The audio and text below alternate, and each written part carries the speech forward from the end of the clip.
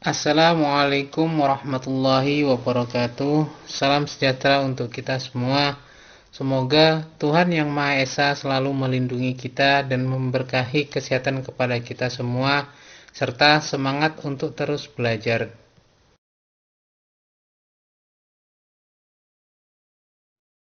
Pada pertemuan kali ini, dalam mata kuliah pengantar akuntansi, pokok bahasan kita yaitu berkenaan dengan pengelompokan akun atau code of account dan saldo normal pada masing-masing akun tersebut. Pengelompokan akun dibagi menjadi dua, yaitu akun permanen atau akun real dan akun temporer atau akun nominal. Saldo akun permanen atau akun real selalu dilanjutkan atau diakumulasikan dari waktu ke waktu.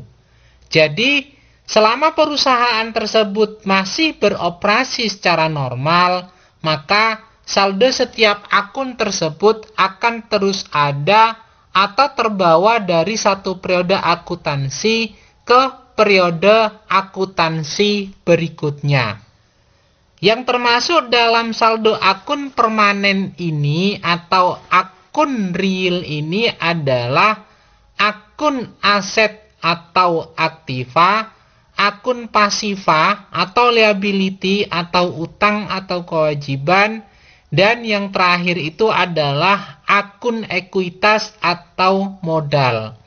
Biasanya terkait dengan tiga akun tersebut, yaitu akun aset, akun kewajiban, dan akun ekuitas, itu berada di neraca perusahaan atau pada laporan posisi keuangan perusahaan.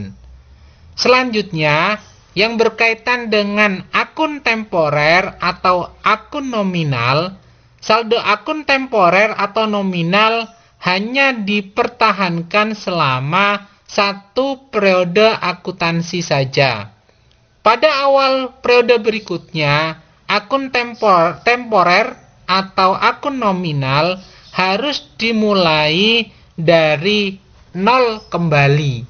Jadi, setiap akun temporer atau nominal hanya berumur satu periode akuntansi saja. Yang termasuk dalam akun temporer ini adalah akun pendapatan, akun harga pokok penjualan, dan akun biaya atau beban. Tiga akun tersebut, yaitu akun pendapatan, harga pokok penjualan, dan biaya atau beban, biasanya ada pada laporan laba rugi. Itu pengelompokan akun yang terdiri dari akun permanen dan akun temporer. Pengelompokan akun ini dapat kita sederhanakan dengan gambaran di mana dua kolom ini terdiri dari kelompok akun permanen dan akun temporer. Untuk akun permanen terdiri dari tiga akun, yaitu kelompok akun 1 berupa akun aset atau aktiva, kelompok akun 2 berupa akun kewajiban atau pasiva, dan kelompok akun ketiga berupa akun ekuitas atau modal. Ketiga akun tersebut dalam akun permanen biasanya berada pada laporan posisi keuangan atau neraca perusahaan.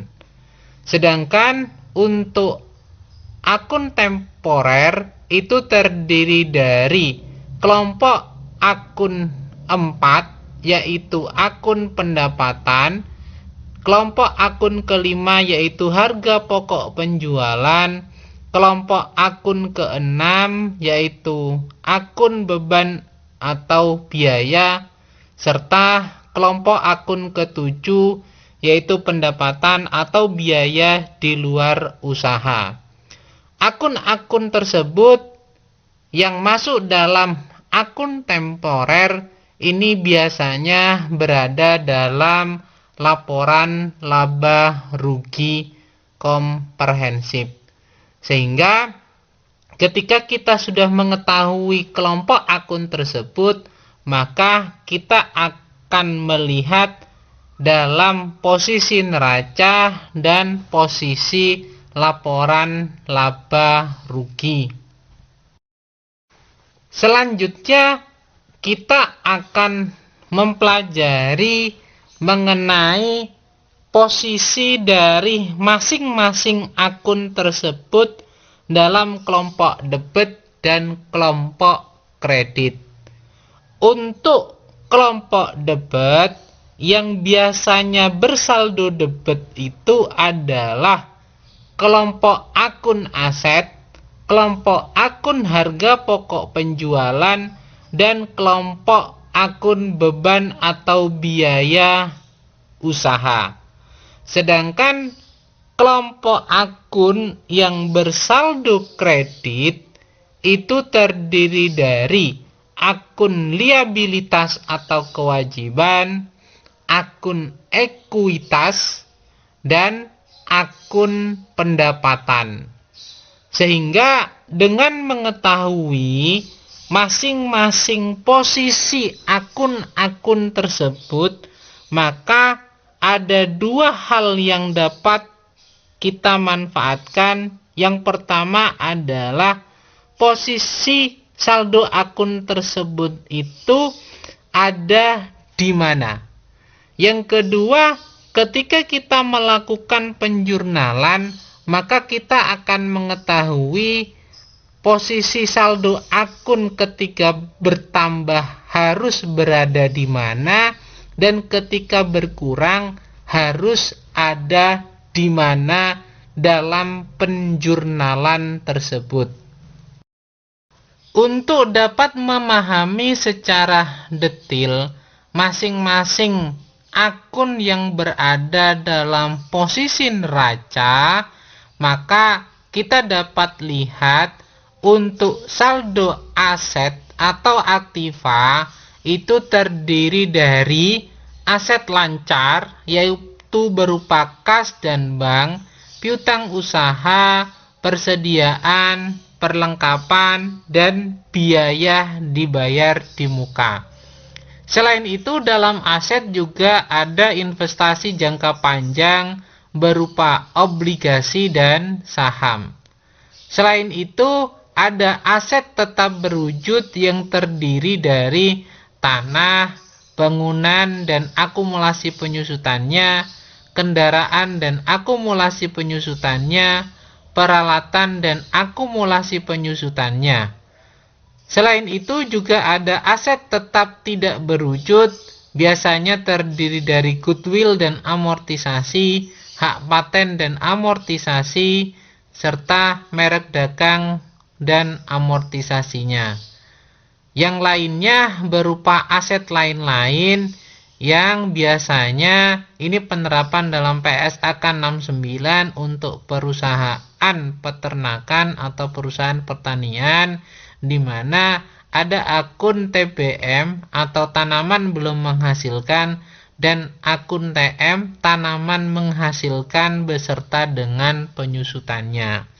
Semua komponen akun-akun aset tersebut itu bersaldo normal pada saldo debit, kecuali untuk perhitungan akumulasi penyusutan dan amortisasi penyusutannya itu berada pada saldo kredit. Sedangkan untuk posisi liabilitas atau akun kewajiban itu terdiri dari kewajiban jangka pendek dan kewajiban jangka panjang. Untuk kewajiban jangka pendek biasanya terdiri dari akun utang usaha, utang gaji, utang pajak, utang bunga, utang dividen, dan pendapatan diterima di muka.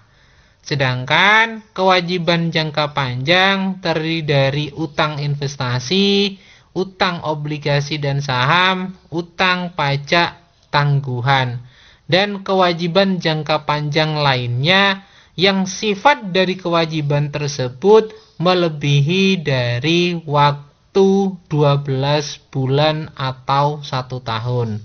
Tapi kalau di bawah waktu 12 bulan atau 1 tahun tersebut masuk dalam kategori kewajiban jangka pendek. Nah, saldo normal dari akun kewajiban atau liabilitas tersebut itu bersaldo normal di kredit. Selanjutnya yaitu dalam komponen neraca ada ekuitas yang terdiri dari modal saham, laba ditahan, dan prive. Saldo normal dari ekuitas ini juga bersaldo normal di kredit. Itu beberapa akun-akun yang ada dalam kelompok akun real dalam neraca perusahaan. Selanjutnya dalam akun nominal yang berhubungan dengan laporan laba rugi itu terdiri dari pendapatan, harga pokok penjualan, beban atau biaya, dan dividen yang biasanya juga masuk dalam kelompok beban atau biaya. Untuk saldo dari pendapatan itu ada pada saldo kredit. Rincian dari akun pendapatan ini tergantung pada jenis usaha dari perusahaan tersebut. Misalnya pendapatan jasa, pendapatan terkait dengan usaha perdagangan, atau berkaitan dengan produk-produk yang diproduksi sendiri atau perusahaan manufaktur. Maka penamaan dari pendapatan tersebut tergantung dari jenis usaha di perusahaan yang dijalani. Sedangkan untuk komponen harga pokok penjualan, penamaannya juga mengikuti terhadap nama dari saldo akun pendapatan. Namun untuk saldo normal yang berkaitan dengan harga pokok penjualan ini ada pada posisi debit. Begitu juga dengan beban dan biaya usaha yang biasanya dalam laporan laba rugi terdiri dari beban administrasi dan umum dan beban marketing. Di mana beban administrasi dan umum ini terdiri dari biaya gaji, biaya listrik, telepon dan air, biaya akomodasi, beban penyusutan, amortisasi, dan beban administrasi dan umum lainnya. Sedangkan beban marketing biasanya terdiri dari biaya iklan, biaya transportasi, biaya gaji marketing, bonus, bahkan mungkin diperhitungkan dalam insentif yang berkaitan dengan beban marketing. Nah, saldo beban atau biaya usaha tersebut itu berada dalam saldo debit. Begitu juga dengan dividen, itu juga berada dalam saldo normalnya adalah di debit. Itu komponen akun-akun yang biasanya berada dalam laporan laba rugi atau termasuk dalam akun nominal atau akun temporer. Sederhananya dalam aturan mengenai debit dan kredit ini, untuk dapat mengetahui saldo normal ketika kita sudah memahami posisi dari masing-masing akun dalam akun real dan akun nominal, maka dapat kita kelompokkan menjadi dua, yaitu untuk perusahaan dagang dan manufaktur serta perusahaan jasa. Untuk perusahaan dagang dan manufaktur ini, kelompok akun terbagi menjadi 7, yaitu yang pertama adalah akun aset atau aktiva, di mana saldo normalnya ini ada pada posisi debit. Sehingga ketika dilakukan penjurnalan, maka pada saat bertambah ada dalam posisi debit. Sedangkan pada saat berkurang untuk aset ini, pengurangannya berada dalam posisi kredit. Akun yang kedua adalah akun pasifa atau kewajiban atau hutang atau liabilitas. Posisi saldo normal dari akun pasifa atau kewajiban ini berada dalam saldo kredit. Maka ketika bertambah, penambahan tersebut harus menjurnal di posisi kredit. Sedangkan pada saat berkurang, maka pengurangan akun pasifa diletakkan pada posisi debit. Yang berikutnya yaitu kode akun ketiga untuk akun ekuitas atau modal, saldo normalnya berada dalam posisi kredit, di mana ketika bertambah, maka penambahan tersebut harus diletakkan pada posisi kredit. Sedangkan ketika berkurang, maka pengurangannya diletakkan di posisi debit. Nah, yang selanjutnya yaitu berkaitan dengan kode akun yang keempat, yaitu akun pendapatan, di mana akun pendapatan ini saldo normalnya adalah pada posisi kredit. Sehingga ketika saldo akun pendapatan bertambah, maka penambahan tersebut berada dalam posisi kredit. Dan pada saat berkurang, saldo pendapatan tersebut, akunnya harus diletakkan di posisi debit. Akun berikutnya yang kelima yaitu akun harga pokok penjualan, di mana akun harga pokok penjualan ini saldo normalnya ada dalam posisi debit. Sehingga ketika terjadi penambahan terhadap harga pokok penjualan pada saat dilakukan penjurnalan, diletakkan di posisi debit. Apabila berkurang, baru diletakkan di posisi kredit. Untuk saldo akun yang keenam, yaitu saldo akun beban atau biaya usaha.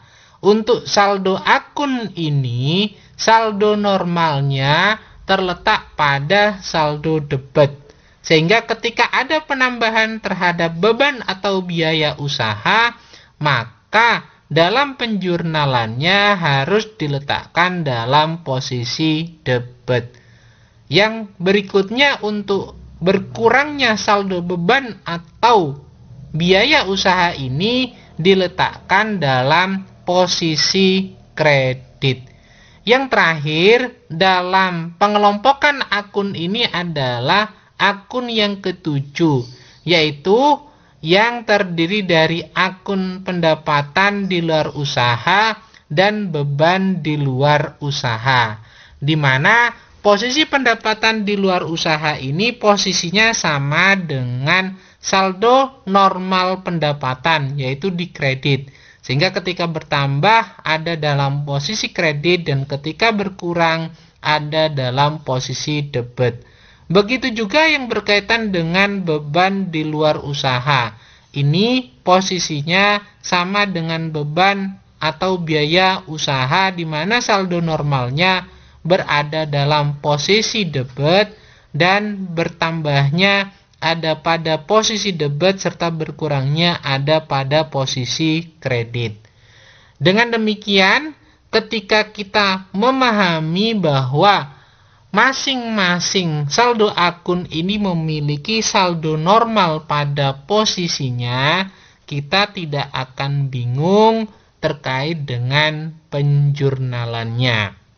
Serta yang perlu diingat juga adalah masing-masing kode akun ini telah memiliki runtutan atau urutan yang sistematis dan tidak boleh digonta-ganti, yaitu nomor 1 adalah untuk aset, nomor 2 adalah untuk kewajiban, nomor 3 untuk ekuitas, yang nomor 4 untuk pendapatan, yang kelima untuk harga pokok penjualan, dan yang keenam untuk beban usaha, dan yang ketujuh untuk pendapatan dan biaya di luar usaha. Itu ketentuan mengenai debit dan kredit pada perusahaan dagang dan perusahaan manufaktur. Sedangkan untuk ketentuan dalam perusahaan jasa sebenarnya tidak ada perbedaan mengenai posisi saldo normal dari masing-masing akun. Yang membedakan di sini sebagaimana telah disampaikan pada pertemuan sebelumnya, yaitu mengenai tidak adanya akun harga pokok penjualan pada perusahaan jasa. Sehingga dalam perusahaan jasa, komponen akun itu terdiri dari 1 aset, 2 kewajiban atau pasifa, yang ketiga adalah ekuitas atau modal, 4 pendapatan, yang kelima beban atau biaya usaha, dan yang keenam adalah pendapatan di luar usaha dan beban di luar usaha. Mengenai saldo normalnya sama dengan ketentuan pada perusahaan dagang dan perusahaan manufaktur, di mana untuk akun aset saldo normalnya ada di debit, ketika bertambah juga ada di debit, dan ketika mengalami pengurangan ada dalam posisi kredit. Begitu juga yang berkaitan dengan akun kewajiban, saldo normalnya ada di kredit, sehingga ketika bertambah saldo tersebut harus diletakkan pada posisi kredit, dan ketika berkurang diletakkan pada posisi debit. Untuk saldo akun ekuitas, saldo normalnya berada di kredit, ketika bertambah juga dalam posisi kredit. Sedangkan ketika berkurang posisinya adalah dalam posisi debit.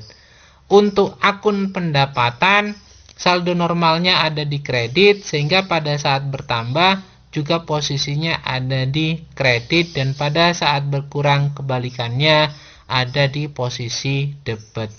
Mengenai ketentuan yang berkaitan dengan akun beban dan biaya usaha, saldo normalnya juga sama, yaitu berada di debit. Ketika bertambah otomatis juga menggunakan posisi di debit, dan ketika berkurang kebalikannya diletakkan di posisi kredit.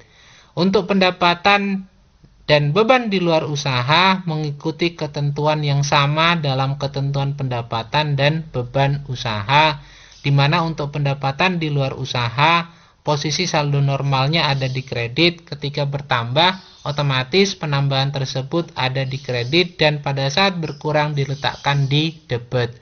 Begitu juga untuk kebalikan dari beban di luar usaha, saldo normalnya ada di debit, dan pada saat bertambah otomatis posisinya diletakkan di debit, sedangkan ketika berkurang posisinya ada di kredit.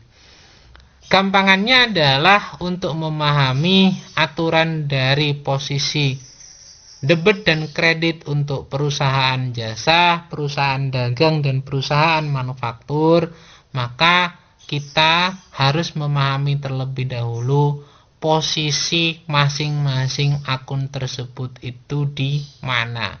Selanjutnya kita akan memahami saldo normalnya berada di mana, dan pada saat bertambah posisinya adalah sama dengan posisi saldo normal.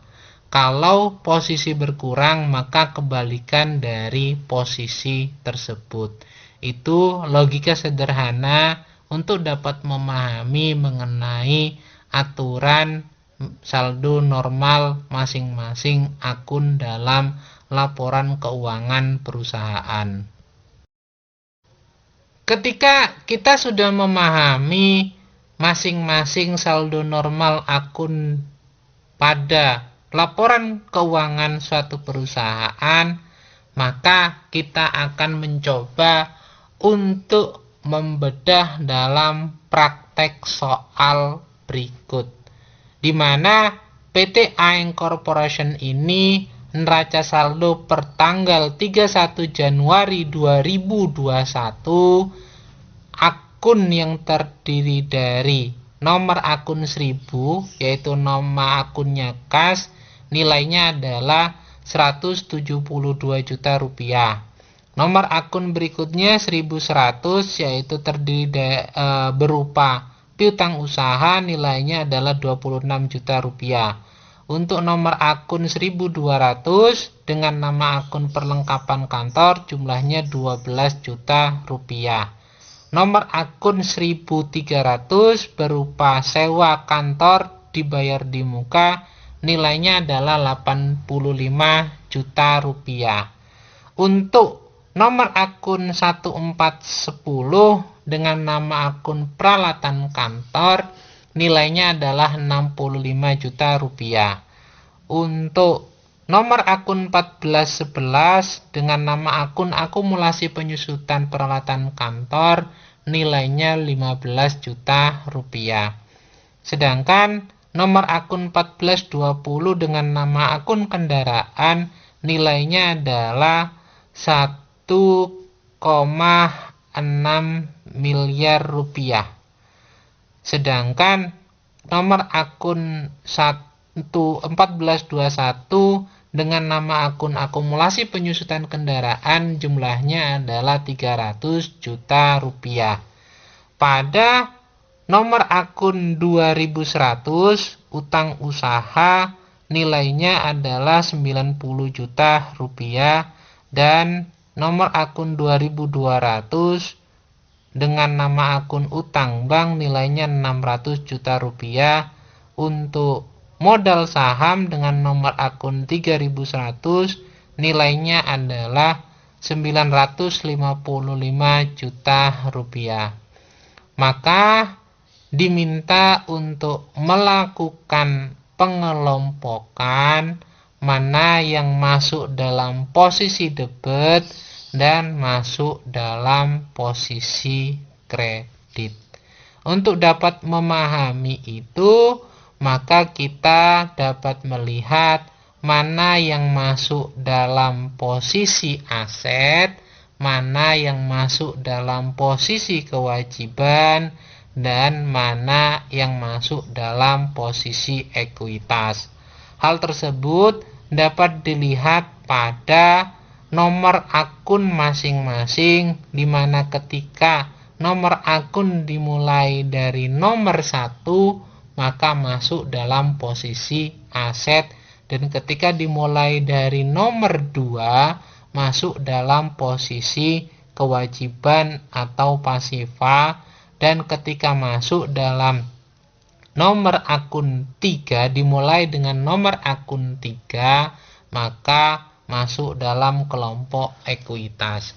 Sehingga dengan memahami hal tersebut, kita dapat mengelompokkan mana akun-akun tersebut yang bersaldo normal di debit dan bersaldo normal di kredit. Sehingga posisi debit dan kredit dapat dipastikan nilainya sama atau balance. Bila nilainya berbeda, maka pengelompokan saldo normal tersebut adalah salah. Hasilnya adalah untuk saldo akun kas dimasukkan dalam posisi debit, yaitu sebesar 172 juta rupiah, dan begitu juga untuk saldo piutang usaha sebesar 26 juta rupiah dimasukkan dalam posisi debit. Perlengkapan kantor juga diletakkan dalam posisi debit senilai 12 juta rupiah. Begitu juga sewa kantor dibayar di muka dimasukkan dalam posisi debit sebesar 85 juta rupiah. Peralatan kantor dan kendaraan juga dimasukkan yang nilainya 65 juta dan nilainya 1,6 miliar pada posisi debit. Kenapa? Karena akun-akun tersebut, akun kas, piutang usaha, perlengkapan kantor, sewa kantor dibayar di muka, peralatan kantor, dan kendaraan itu masuk dalam posisi aset. Sehingga saldo normalnya ada pada posisi debit. Terkecuali yang berkaitan dengan aset ini adalah mengenai akumulasi penyusutan dari aset tetap berwujud tersebut, baik dari peralatan kantor atau kendaraan yang nilainya 15 juta dan 300 juta, maka dimasukkan dalam posisi kredit. Nah, untuk posisi kewajiban, saldo normalnya ada di kredit, yaitu utang usaha dan utang bank yang nilainya 90 juta dan 600 juta. Maka posisinya diletakkan dalam posisi kredit. Sedangkan untuk saldo normal untuk modal saham yang masuk dalam kelompok ekuitas itu dimasukkan dalam posisi kredit juga. Sehingga posisi debit itu nilainya adalah 1M960 juta rupiah dan posisi kredit juga sama, yaitu 1M960 juta rupiah. Ketika posisi debit dan kredit itu balance, maka dapat dipastikan mengenai tugas tersebut, hal yang berkaitan dengan soal tersebut dapat dinyatakan benar. Karena kedua kelompok tersebut antara debit dan kredit nilainya sudah sama. Mengenai perlakuan terhadap akumulasi penyusutan aset tetap berwujud, ada opsi kedua yang dapat dijalankan, yaitu tetap dalam posisi bahwa saldo normalnya ada pada posisi debit dengan mengikuti ketentuan aset saldo normalnya ada dalam posisi debit. Tapi khusus untuk akumulasi penyusutan aset tetap ini, saldo tersebut ketika berada di debit harus dalam posisi pengurang atau posisi minus. Maka yang berkaitan dengan peralatan kantor dan kendaraan yang berhubungan dengan akumulasi penyusutan peralatan kantor, nilainya dikurangi sebesar akumulasi penyusutannya, yaitu untuk peralatan kantor nilainya 65 juta dikurangi dengan akumulasi penyusutan peralatan kantornya 15 juta rupiah. Begitu juga dengan kendaraan nilainya 1,6 M dikurangi dengan akumulasi penyusutan kendaraan sebesar 300 juta rupiah. Sedangkan untuk komponen yang lain itu tidak ada perubahan. Dari kas, piutang usaha, perlengkapan kantor, sewa kantor dibayar di muka, dan dan utang usaha, utang bank, serta modal saham itu tidak ada perlakuan lainnya mengenai opsi kedua ini. Hanya khusus berkenaan dengan akumulasi penyusutan atau amortisasi.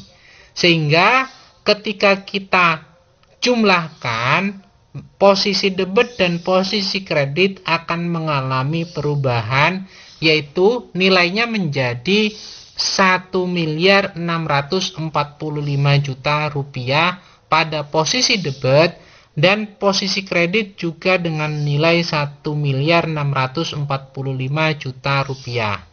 Sehingga dengan melihat posisi debit dan kredit tersebut itu balance, maka saldo normal dalam neraca PT Aing Corporation ini pertanggal 31/2021 dapat dinyatakan benar.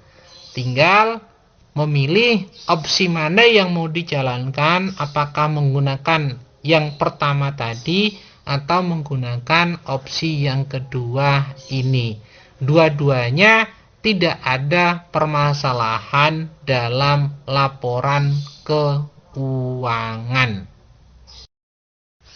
Untuk dapat lebih memahami berkaitan dengan saldo normal pada masing-masing akun, maka ini ada soal yang kedua berkaitan dengan neraca saldo PT Aing Trikawijaya per 31 Desember 2020, di mana nilai kasnya itu sebesar 640 juta, piutang usaha sebesar 18 juta, persediaan sebesar 26 juta, tanah sebesar 500 juta, bangunan sebesar 350 juta, akumulasi penyusutan 50 juta, utang usaha sebesar 10 juta, utang bank sebesar 350 juta rupiah. Untuk modal saham nilainya 1.050 juta rupiah. Pendapatan nilainya adalah 123 juta rupiah. Beban gaji dan upah nilainya 21 juta rupiah. Beban perlengkapan 5.700.000 rupiah. Beban bunga 2.300.000 rupiah. Dan dividen sebesar 20 juta rupiah. Dengan posisi tersebut, maka diminta untuk memetakan saldo normal pada posisi debit dan saldo normal pada posisi kredit terhadap neraca saldo PT Aing Trikawijaya per 31 Desember 2020 ini. Ingat, ketika posisi debit dan kredit itu posisinya adalah balance, maka dapat dimungkinkan benar. Tapi kalau nilainya adalah salah, pasti itu dipastikan tugas tersebut salah. Sehingga atas dasar neraca saldo tersebut, maka saudara-saudara semua diminta untuk mengelompokkan dalam posisi debit dan posisi kredit. Monggo dipahami dengan baik dan dikerjakan penugasan ini. Sehingga atas dasar neraca saldo tersebut, maka saudara-saudara semua diminta untuk mengelompokkan dalam posisi debit dan posisi kredit. Monggo dipahami dengan baik dan dikerjakan penugasan ini. Mungkin itu dulu paparan yang dapat saya sampaikan. Mudah-mudahan dapat dipahami dengan baik. Bila ada hal yang kurang berkenan, saya mohon maaf sebesar-besarnya. Saya akhiri, wabillahi taufik wal hidayah. Wassalamualaikum warahmatullahi wabarakatuh. Jangan lupa untuk selalu menjalankan pola hidup sehat dan bersih. Semoga Tuhan Yang Maha Esa selalu menganugerahkan kesehatan kepada kita semua. Amin. Terima kasih.